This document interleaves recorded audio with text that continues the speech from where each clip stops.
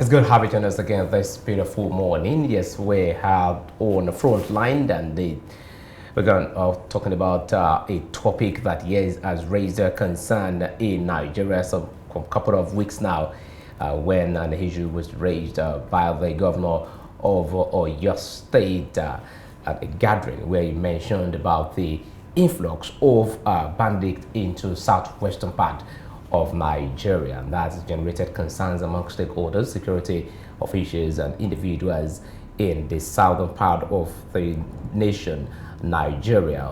These has actually prompted some intensified security measures across the southwestern state, and there are several questions that individual stakeholders are asking, one and another. How far is this influx of bandits in southwest Spain? Then what are the effects of that? What has been the measures that have been put in place? Several questions that comes to mind when such an alarm has been raised. Now, to have a better understanding about most of this conversation is a political analyst who is right here in the studio with us. He's also the NUJ chairman for the Nigerian Tribune chapter, that's your state council. Thank you so much for joining us this morning. Samhoko is here with us in the studio. Thanks so much for joining us. Thank you. Thank you. Good morning.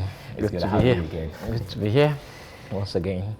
All right, now let's talk about the issue of insecurity, or how do we tackle this insecurity in the southwestern part of the country. Now, this will not be the very first time that we'll have the news about bandits in the southwest. Specifically the later part of 2022, we had, bandit ravaging the southern part of the country, where Lagos by an expressway was a no-go area for most people because there's a lot of kidnapping, and security challenge at that area. But yes, recently, Governor Seyi Makinde of Oyo State raised an alarm about influx of bandits from the northwest part of the country to the southwest, specifically Oyo State. Now, what your thought about that when you heard about that alarm? Once again, thank you and Happy New Year, viewers. I think the first thing that came to my mind was, well, one of the easiest, the low-hanging fruits when issues concern security is making the knowledge available. Let information be available to people. And one of the things the governor has just done, the import, is that now that people are aware of this, they will be more cautious. They will take steps to heighten their security, and they will be more vigilant. And these are some of the things that would come as the immediate measures by the people, because the announcement is for people to take action. And for him as the governor of the state, he has also said it, along with the fact that he also mentioned that measures are being put in place to ensure that things are done about the observations he made. So those are the things that readily came to my mind as soon as he made that, he raised that alarm. When he raised the alarm, I was alarmed myself. I felt, again, because I remember 2022 and pre-2022. 2022 was the height of it. Yes. And I remember what happened in Ondo State. I remember a whole lot of things that happened in Ekiti State, and a whole lot of things that we have been reporting across the country. So it's a very wrong time for us to relapse into that kind of situation, and it's good the governor himself has raised the alarm, and now that he has done it, I'm sure measures are going to be put in place. All right, now there's another thing that we need to take a look at now. It's been said that most of those bandits are fleeing in a military heat from the northwestern part of the country. Now, why Oyo State? Why Oyo State being the base? Two things for me, because these are personal opinions. Two things for me. The first is the sheer size of Oyo State. Oyo State is very large. We can't, 33 local governments, some of which are really very big, can contain a whole lot of people. And of the 33 local governments, there are still some that are largely rural. Some are semi-savanna grasslands, you know, when you go to the Okeogun area, the Ibarakwa North area, and so on. So it looks like a suitable habitat for those kind of people. That is one of the reasons when we ask the question, why Oyo State? Then secondly, a fleeing bandit, let me use the word bandit, a fleeing criminal will look for ready-made habitats, somewhere to first hide himself and plan the next move and next maneuvers. So Oyo State looks like it presents an opportunity because this place is peaceful to a very large extent. We must not lose sight of that. We must not lose sight of that. Oyo State is relatively peaceful, and they will have to come into a peaceful place to be able to have a kind of base, a landing pad from where they can now say, okay, we can move to some other places or make this place a permanent abode. So since the governor has raised the alarm, I'm sure more vigilance will be experienced, and also more security measures will be put in place, because you can't always, it is never easy, you can't even see the end of security measures. Yes. Because the more you plan, the criminals are also planning. So when you tighten one, when you discover one new method, they will come up with some other methods, and each new method they come up with is also almost always new. You don't anticipate. That's why in security measures you tighten all the loose ends. Everything is suspicious. So I think they see Oyo State as a peaceful place, a place they can come and hibernate, or even maybe, God forbid, set up a base. So that's why Oyo State is large, and to a large extent, when you come into this place, you can easily hide. And secondly, this place is peaceful, so before you will suspect that these people are here, the time would have been long gone for you to do some measures. So those are the two reasons I think they chose Oyo State.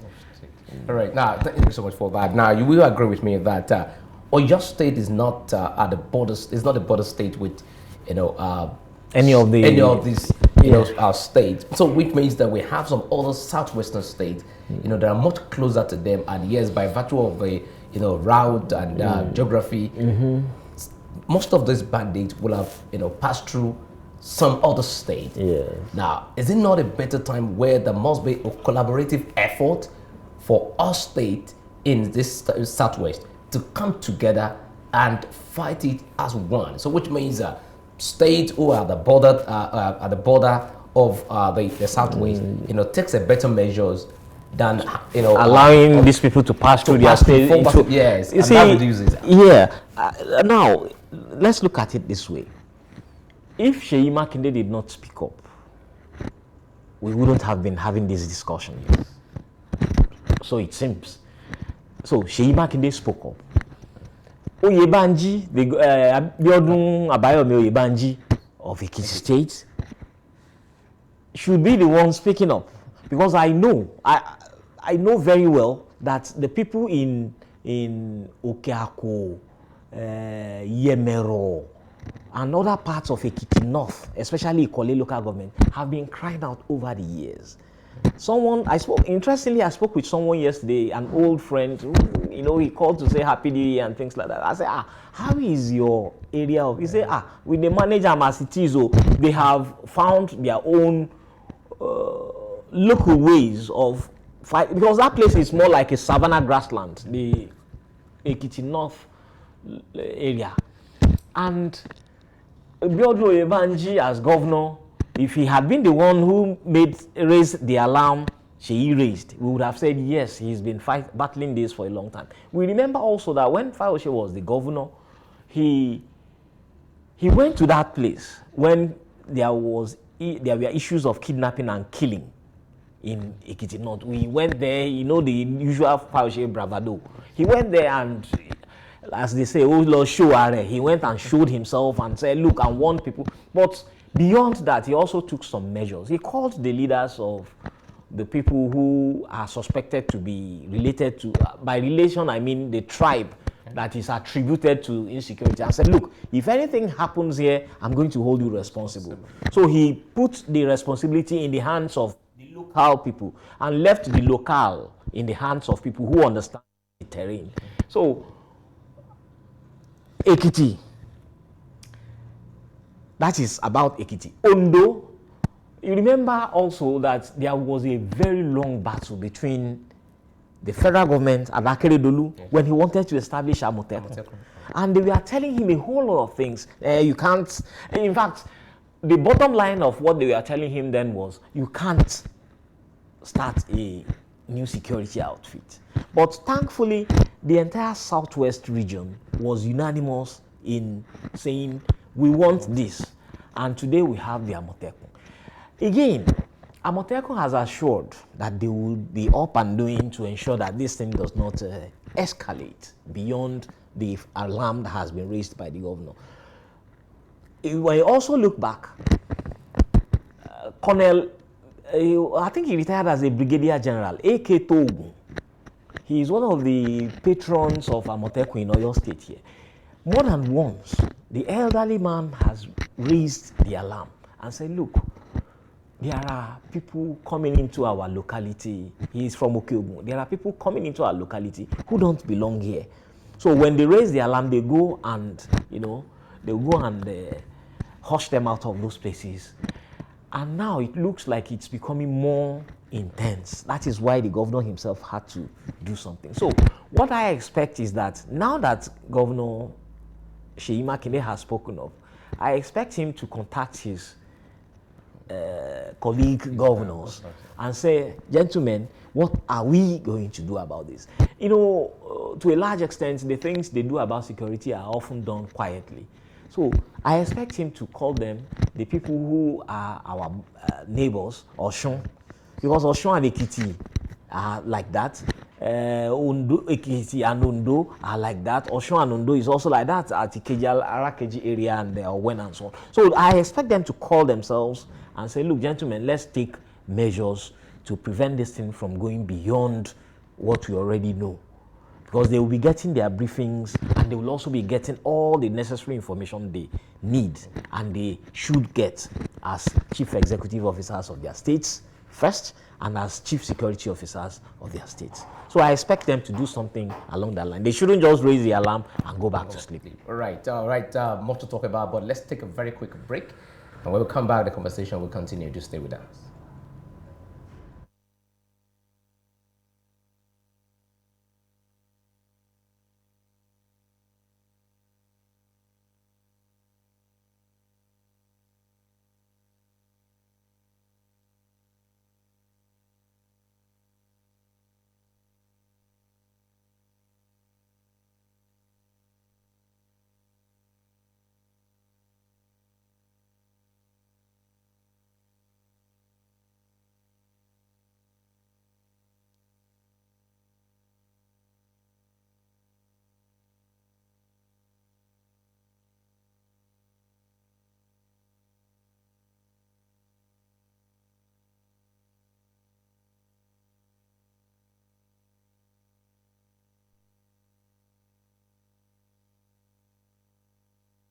All right, we'll come back from that short break. Moving ahead now on the conversation that we've been talking about on the security situation of the southwest of Nigeria.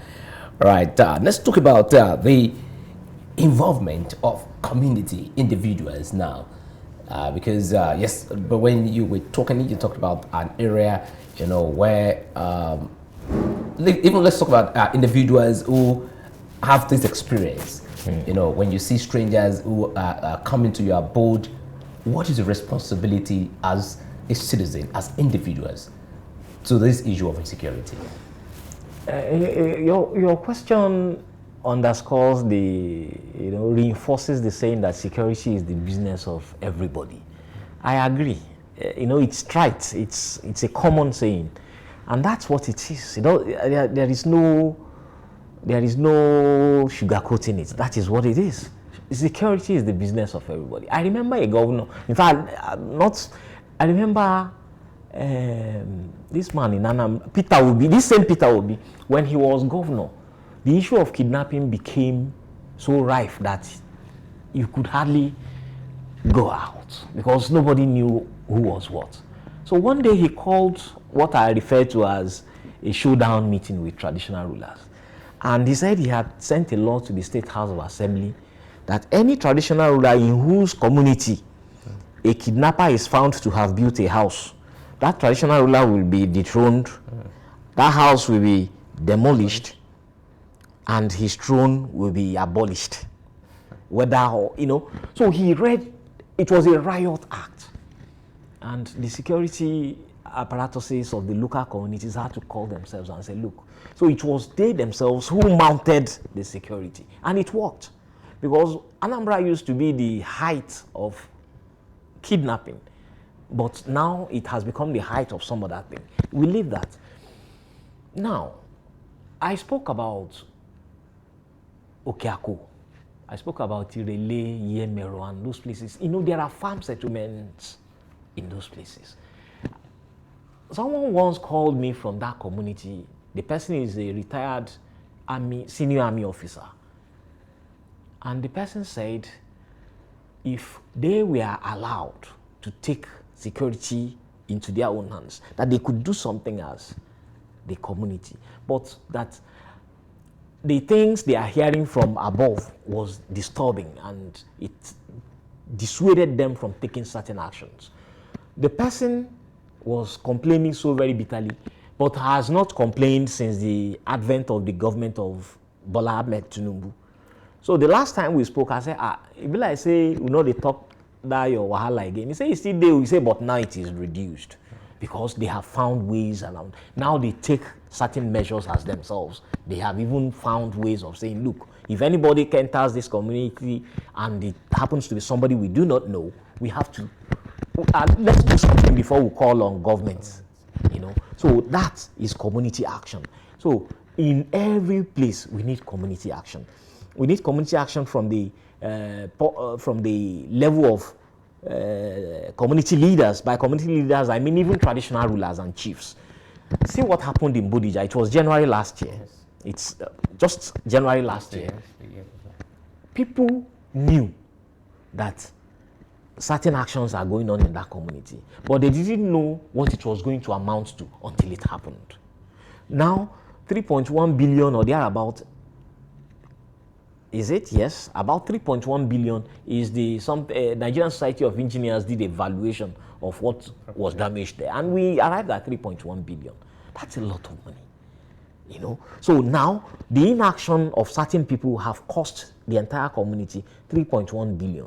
Nobody gave them 3.1 billion. They are the ones to lick their wounds. But the best the government could do was repair the roads, and maybe restore certain amenities in that community, and you are left on your own.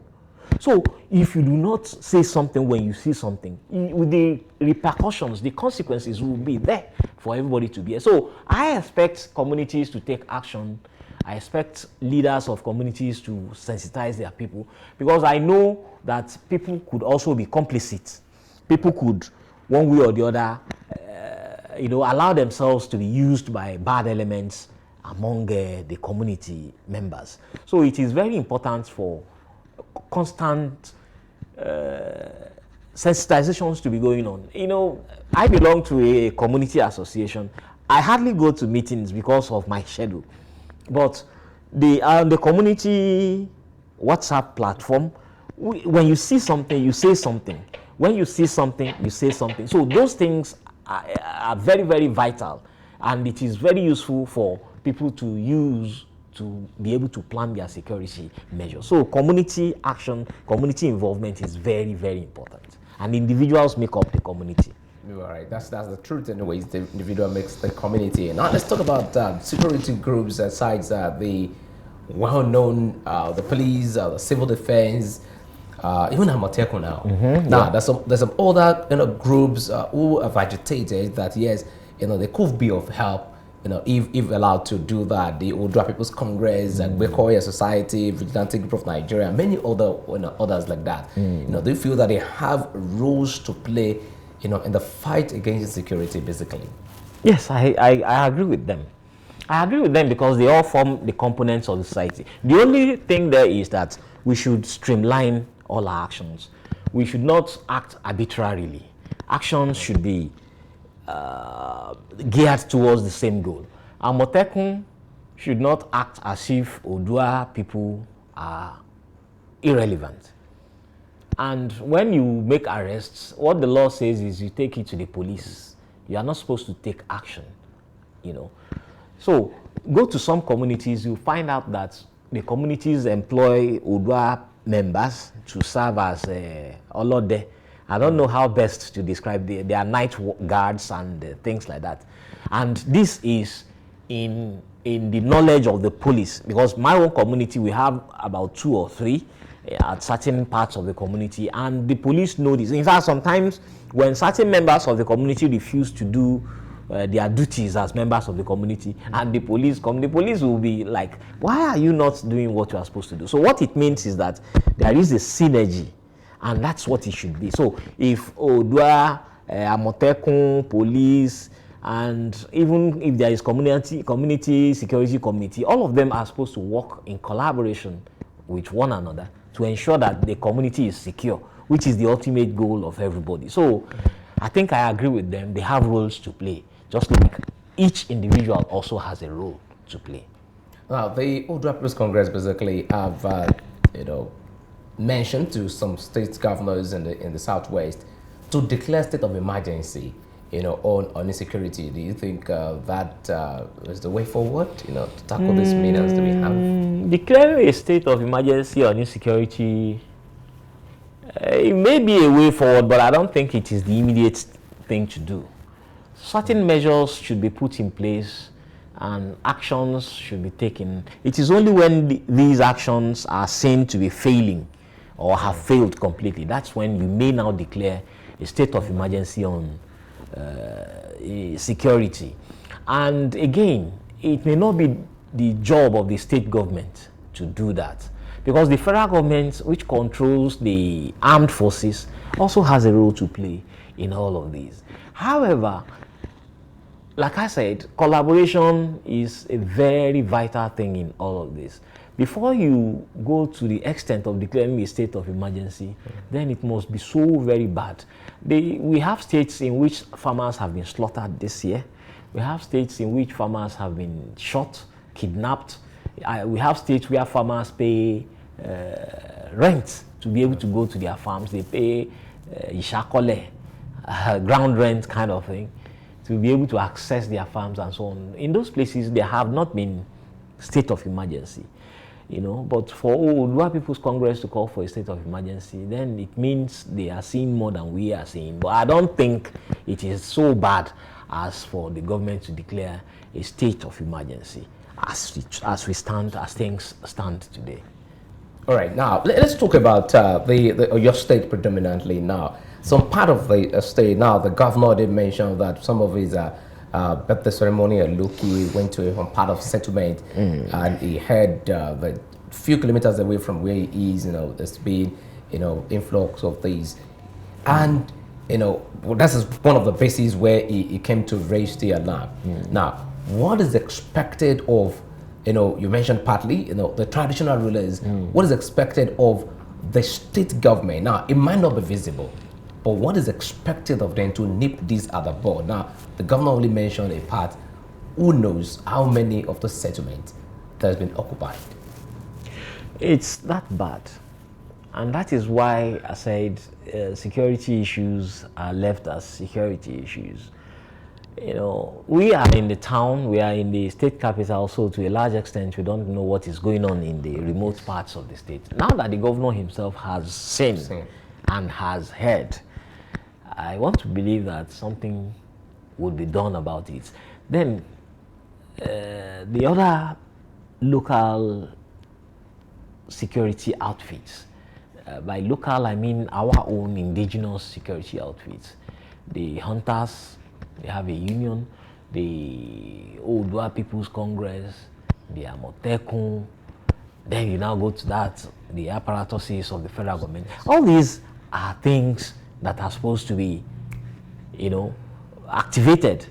And I don't think the governor would hear and see and then go back and fold his arms and do something. Like I had said this earlier. But however, if the OPC wants the governor to say, I have done this, I have done that, then they may not hear it. Because again, Seyi Makinde is not the type that will tell you everything.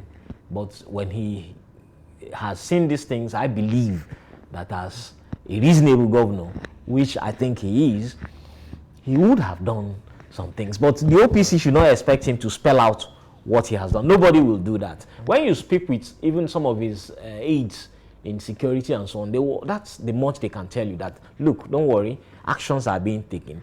The loose ends, we are tightening it and so on. But I don't know if it will be openly done, if it will be openly carried out for people to see us move like when we are growing up as children. That time, the Ghana must go era, where you see people loaded in vehicles and said, oh yeah, this had happened before.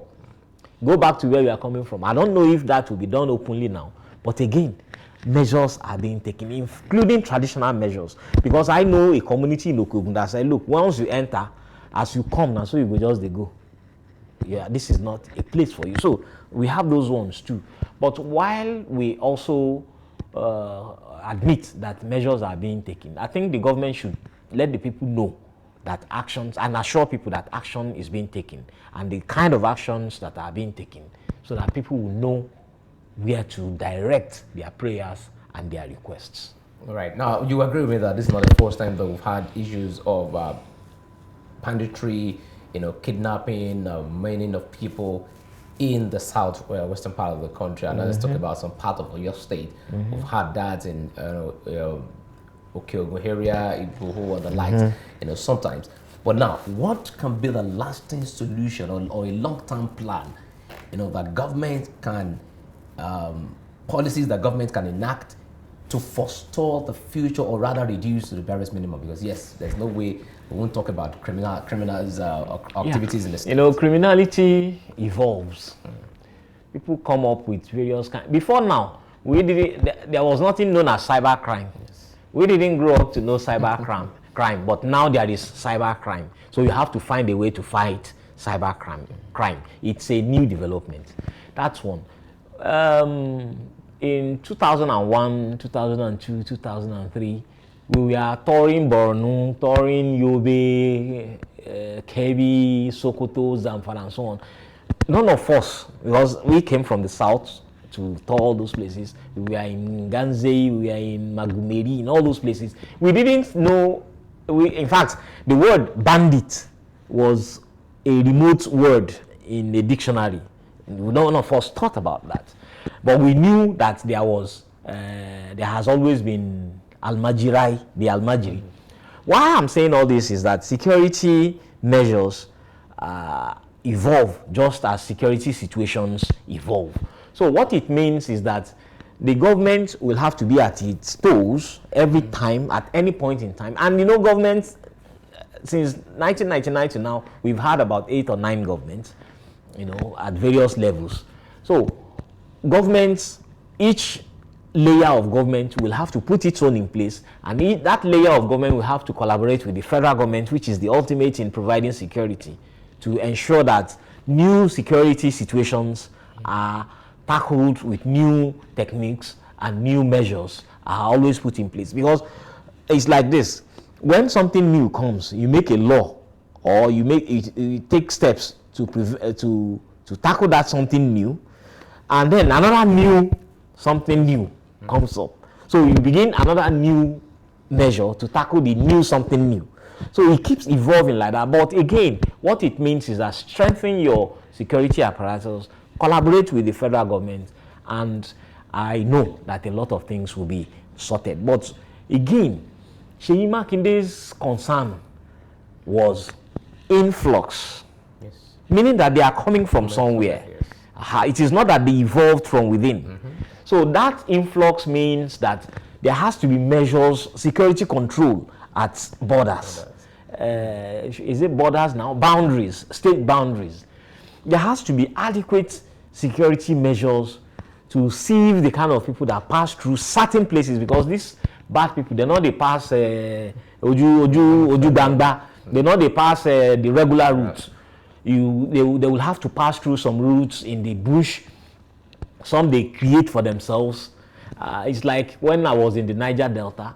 If you want to go fast, you go with some of the bad boys, because they know the creeks better than the people who will be riding in the open sea and in the open river. So measures have to be taken, and there has to be collaboration among states in the regions to be able to control the kind of people who flow into your state and out.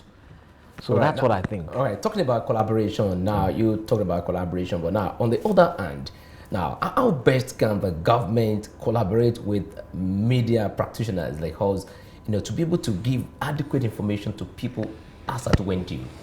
Now, one of the best ways is to first raise the alarm like he did. Information is power. Information is key. When you are informed, then you'll be able to plan your measures very well. For those who travel the Ibadan-Ijebu-Ode road, it is information that made people not to travel that road very early. Yes. So some will say, okay, let me take off at 8 o'clock instead of taking off at 6 o'clock. Because when you take off at 6 o'clock, chances are that the road might have become invaded. So when you take off at 8 o'clock, it's information. Such pieces of information are very useful. Then the government should increase, use media to increase awareness of its actions and its advice.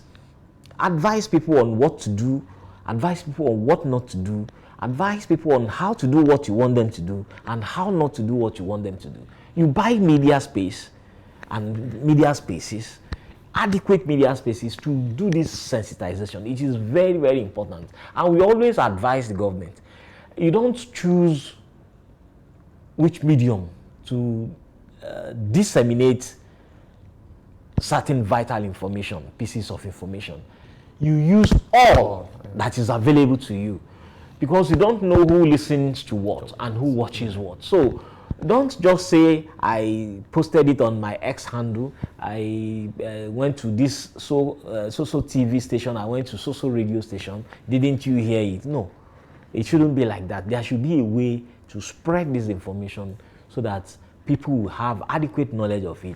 So it's important for the government to buy media space. It is important for government to patronize the media and collaborate with the media, because the media will help you to push this information to the places you won't even believe they could get to. So it's important. It's very, very important. And government should look closely at this. All right, thank you so much, sir. The conversation has been with Sam Uwoko, who is a political analyst and also the Nigerian Tribune chairman of the NUJ there.